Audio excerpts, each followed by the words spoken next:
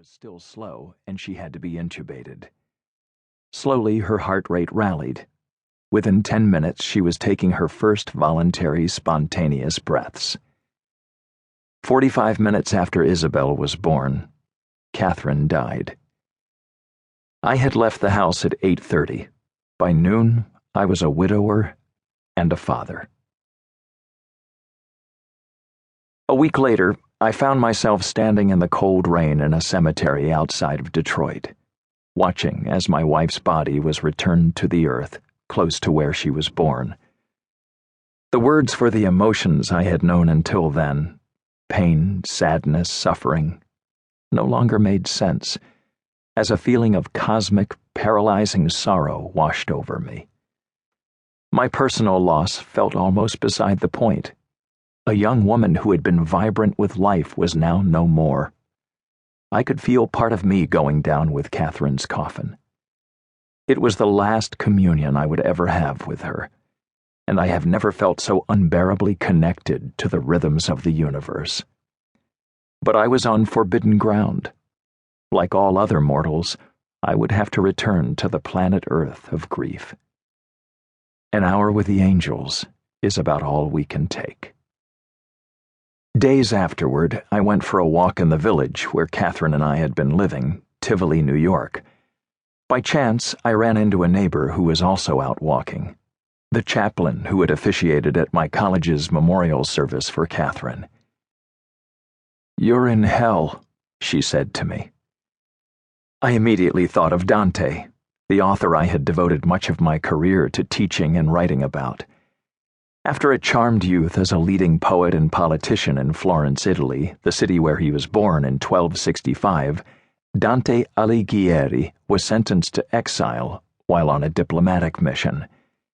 In those first years, Dante wandered around the region of Tuscany, desperately seeking to return to his beloved city. He met with fellow exiles, plotted military action, connived with former enemies, anything to get home. But he never set foot in Florence again. His words on the experience would become a mantra to me.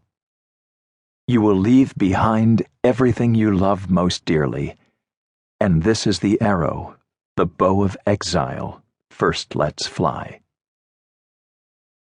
No other words could capture how I felt during the 4 years I struggled to find my way out of the dark wood of grief and mourning. And yet it was only because of his exile that Dante was able to write the Divine Comedy, when he accepted once and for all that he would never return to Florence. Before 1302, the year he was expelled, he had been a fine lyric poet and an impressive scholar, but he had yet to find his voice. Only in exile did he gain the heaven's-eye view of human life, detached from all earthly allegiances, that enabled him to speak of the soul. At the beginning of the Divine Comedy, as Dante finds himself lost in the Selva Oscura, the dark wood, he sees a shade in the distance. It's his favorite writer, the Roman poet Virgil, author of the Aeneid, and a pagan adrift in the Christian afterworld. By way of greeting, Dante tells Virgil that it was his lungo studio e grande amore, his long study and great love, that led him to the ancient poet. Virgil becomes Dante's teacher on ethics, willpower, and the cyclical nature of human mortality, illustrated by his metaphor of the souls in hell bunched up like fallen leaves. Virgil is his guide through the dark wood, just as the Aeneid gave Dante the tools he needed to curb his grief over losing Florence, whose splendor would haunt him as he wandered through Italy, looking for a home during the last 20 years of his life. That's beauty's terrible calculus, I would come to learn. Its hold over you becomes stronger after you've lost it.